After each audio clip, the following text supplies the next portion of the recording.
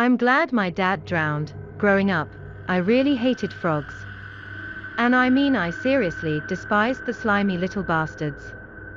You would too, if everybody said you looked like one. At school, the cruel jokes never stopped. Kids would follow me around going ribbit, and worm the word croak into every other sentence. Then one morning, as I shoulder charged my way along a busy corridor, an older boy took one look at me and said, "Hey Kermit." Even the principal laughed. And so, from that day forth, I was known only as Kermit. Now what made these frog-related taunts especially ironic was the fact my mom looked like a fairy tale princess. She had long dark hair that draped past her shoulders and striking green eyes. Anytime she came within a half-mile of the school, my classmates would all say, "Your mom's a total babe, Kermit." Thinking about her now, some 2 decades later, still gets me choked up. Unfortunately, my daughter's reached the age where she's become a mini KGB officer. Her non-stop questions are mostly a rapid-fire barrage of harmless nonsense. Have you ever ridden a hot air balloon, Daddy? What's your favorite color, hamster? But every so often, she'll ask an especially tricky one. Like, what's wrong with your hands? Or, how come I've only got 2 grandparents?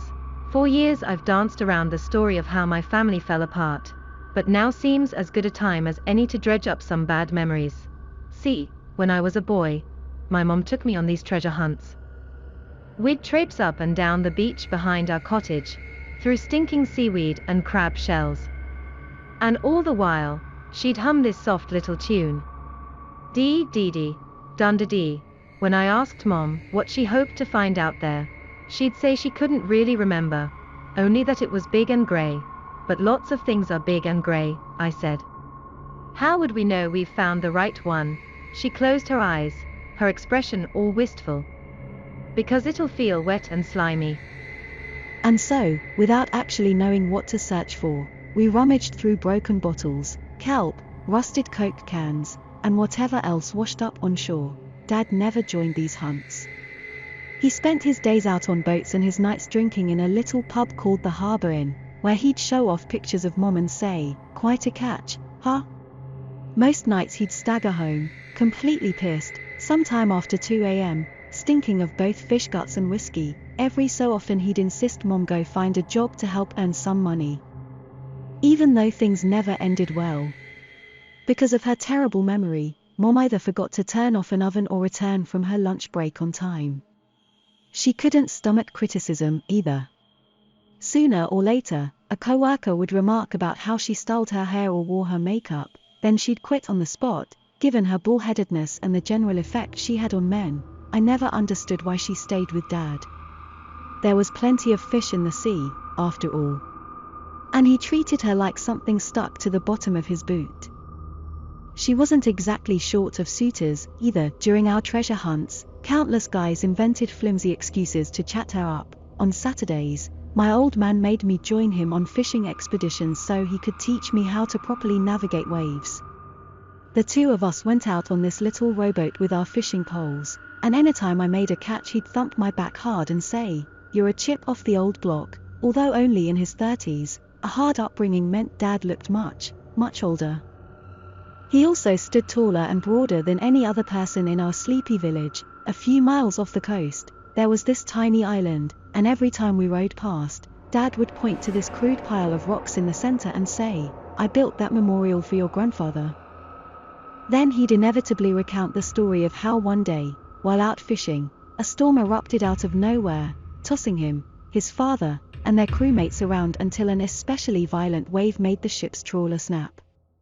It whipped right around and took Grandpa's left leg clean off. We made for that island and tried to clamp his wound, Dad would say, fighting back emotion, but it was already too late. My old man insisted I'd become a great fisherman someday.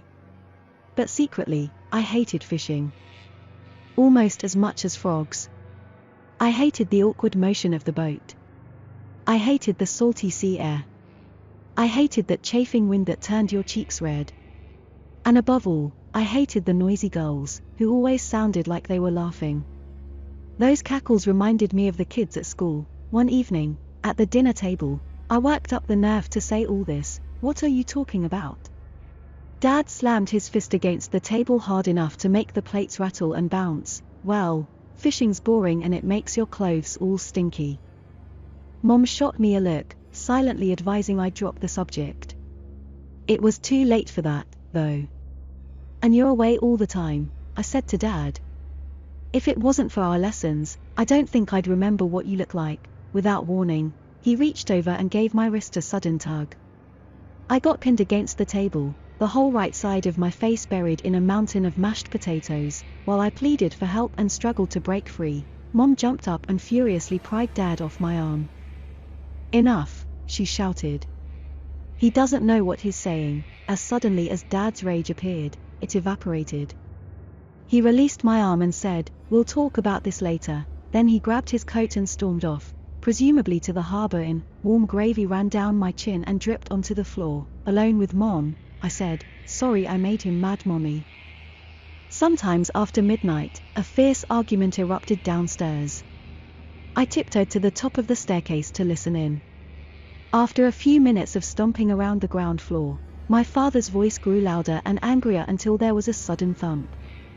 Everything went quiet after that. The next morning, Mom had an ugly purple bruise beneath her left eye. That summer, the two of us went treasure hunting almost every day. The second my eyes opened, I'd rush into her room to remind her it was time to go. Otherwise, it would completely slip her mind. Around July time she began to suspect her lost thing wasn't actually on the beach, so we searched the village and surrounding hills, constantly on the lookout for something big and grey. Why would what you lost be all the way out here? I asked one afternoon, as we picnicked on a grassy knoll overlooking the coast. When I lose my marbles, they're always close by, like in my sock or under my bed. I bit into my fruit scone while Mom nibbled on her tuna sandwich. "Because your father's a very sneaky man," she replied, matter-of-factly. When I screwed up my face, she sighed and said, "You see, darling, I always thought I'd lost my precious thing. 11 years ago I met your father, and we had a lot of fun together. It was never meant to be long-term, and I certainly didn't like the idea of cooking and cleaning for anyone. But one day I woke up and my precious thing was gone. Without it, I couldn't leave. So I stuck around, expecting it'd turn up sooner or later. Then before I knew it you came along." She gave my cheek a quick peck. "But that night you made him angry. He came home drunk, and we got into a huge row. Well, one thing led to another and he let slip that he's stolen what I thought I'd lost. After all these years, to discover what he'd done, I slapped him so hard it left a mark. Then he grabbed me by the neck and threw me against the wall. The next morning, his hangover was so bad he forgot about what happened. Unsure how to respond, I simply said, 'I'm sorry, Mommy, that's okay, darling. But unless I find what I lost, my memory's only going to get worse. Then we better find it fast.' That made her smile. The two of us off after gathering our things, her humming that soft tune. Dee, dee dee, dun-da-dee. She made me promise not to repeat any of this to Dad, but at that age, what kid's any good at keeping secrets? The next time he took me fishing, he picked up on my quiet demeanor. "What's the matter with you?" "Nothing," I replied, keeping my eyes glued to the waves. The moment one of his giant hands clamped over my shoulder, a confession practically spewed out. My heart thudded wildly against my chest as it did. Dad may have been an expert fisherman, but he lacked the temperament for fatherhood, and Mom wasn't around to cool his temper. At that moment, it occurred to me she maybe only stayed with Dad so I wouldn't have to fend for myself. The wind died and the waves calmed while both of us sat in utter silence. Eventually, he said, "You did the right thing by telling me." Already there were tears in my eyes, no doubt because of my own sense of shame. I wiped them away and said, "Maybe if you gave back what you stole, Mommy would be so grateful she'd forgive you. And then she'd stop forgetting things, this thing your mom's looking for. If she found it, she'd disappear forever. And you'd never, ever see her again." There was a stern warning in his voice. "No, she'd disappear, son. You don't want that to happen, do you?" Saying nothing, I bit my bottom lip and shook my head. "Good." He stared off into the horizon. "In any case, you needn't worry. That stupid woman could pull the village apart brick by brick and never find what she's looking for. On our next treasure hunt, I kept my lip buttoned about what Dad said. Me and Mom were having so much fun together, the thought of her leaving made me nauseous, and the idea of living with Pops, no mediator around to cool his temper, absolutely terrified me. In the summer of '99, as Mom and I strolled out of the theater after watching Star Wars, she forgot the entire movie before we'd even crossed the lobby. Her memory had never been that bad before, it was only the beginning. Over the next few weeks, she'd nip out to buy groceries and get lost on the way home, or need to spend a full minute concentrating extra hard just to remember my name. Since Dad had me to keep her out of trouble, he stayed largely ignorant of all this, although the way she constantly trailed off mid-sentence quickly wore down his patience. Glass bottles started flying in my direction anytime she lost her train of thought. One afternoon, as Mom sat on a stool in our back garden and stared at the ocean waves, I clasped her hand and said, "Is everything okay, Mommy?" She reared up in her seat, her face terribly pale. "Oh, it's you." "Yes, sweetheart, I think so." She let out a deep sigh, that flicker of recognition already fading. At that moment it became painfully clear we couldn't carry on like this. If we did, Mom would wither away. There was no choice other than to help her, whatever the consequences. I pulled her to her feet.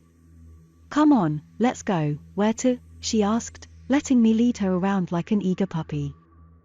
On a treasure hunt, I pushed my old man's rowboat into the ocean, letting it bob on the back of a few limp waves until we were deep enough to start paddling.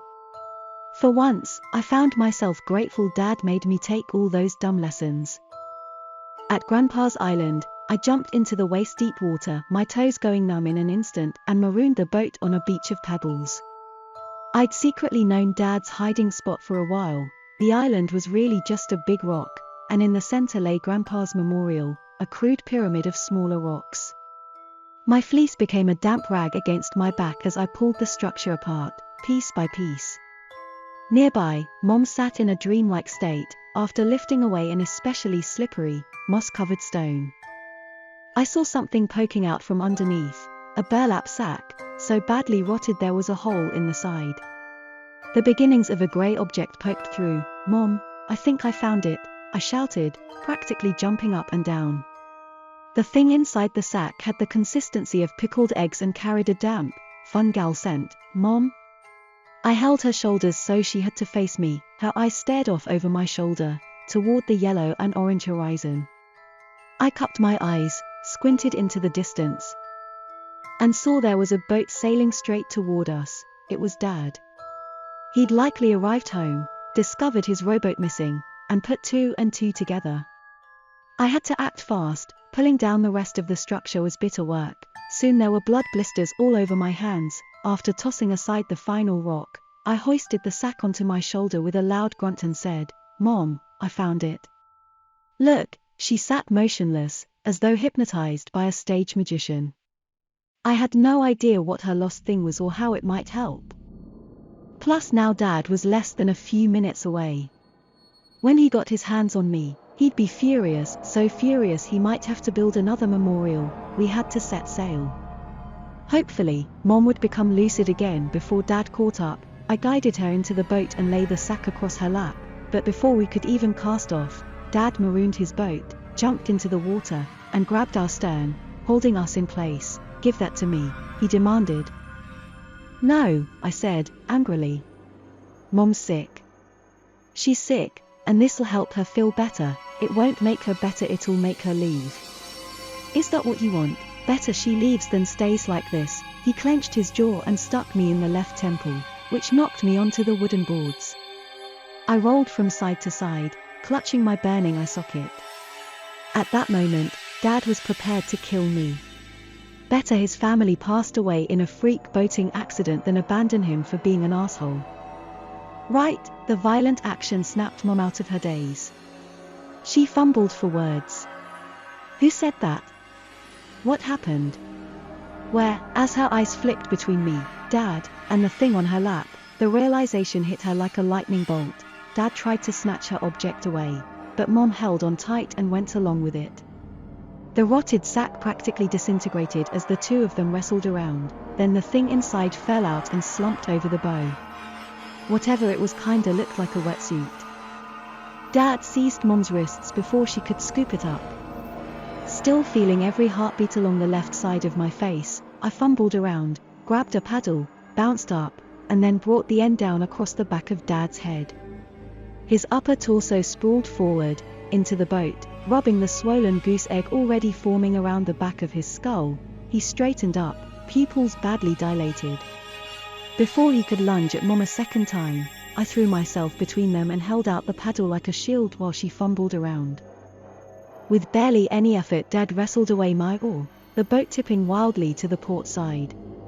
Salt water splashed over all three of us as he repeatedly struck me in the face, and then stars danced in front of my eyes. I vaguely remember lying flat on my back, a river of blood spewing from my nostrils, and watching a hazy, upside-down Mom slide the wetsuit thing up her legs and torso. It made a noise like dog food escaping from a tin. Dad made one final, desperate attempt to stop her by leaping forward, arms outstretched. The sudden shift in weight rocked the boat, almost to the point of tipping to the starboard side, but then both my parents plummeted overboard. The vessel quickly rebalanced, taking on a little water. A column of white foam hissed into the air. It was followed by a sharp yelp. Then, gurgles. I rolled onto my stomach and peeked over the side, just in time to watch a stream of bubbles disappear. Quickly the water turned light pink. Then a grey skull, capped by a single dorsal fin, appeared beneath the surface. As two webbed hands reached out of the water and wrapped around the side of the boat, I scrambled away, fumbling wildly for a paddle or a rock, for anything to defend myself with. Directly in front of me, a sea creature hoisted itself into view. The humanoid beast had fish-like scales, seaweed-colored hair straggling from the top of a wet skull, and deep, green eyes. The creature's mouth widened, revealing countless rows of serrated teeth. It slowly raised a webbed hand, identical to mine in all ways except color. And then it made a series of liquid gurgles. Those sounds followed a simple pattern. D, D, D, Dunder D. I studied my hands. My stupid, ugly, webbed hands, the same ones that earned me the nickname Kermit Dot. And as I gazed into the creature's eyes, those familiar green eyes, it became clear who exactly I was gazing at. Mom. In the years since that fateful day, I've learned all about selkies, a sea folk capable of shedding their skin to transform into beautiful women. Pop down to the local library, and you'll find countless fairytales about cruel men stealing selkies' skin to coerce them to stay on land and have children, ones who can be identified by their webbed hands. But selkies aren't meant to live on land. Not permanently, at least. They either return to the sea or slowly wither away, like my mother. There is, however, one part the old stories always get wrong. They say once selkies return to the ocean, their families never see them again. Today marks the 23rd anniversary of my mom recovering her skin, and every year, at Grandpa's Island, she emerges from the ocean, transforms back into a human, and we have ourselves a family reunion. I told everyone my parents drowned that day. But this year, my daughter's finally old enough to know the truth about my mom. About the selkies. This year, she finally gets to meet her grandmother.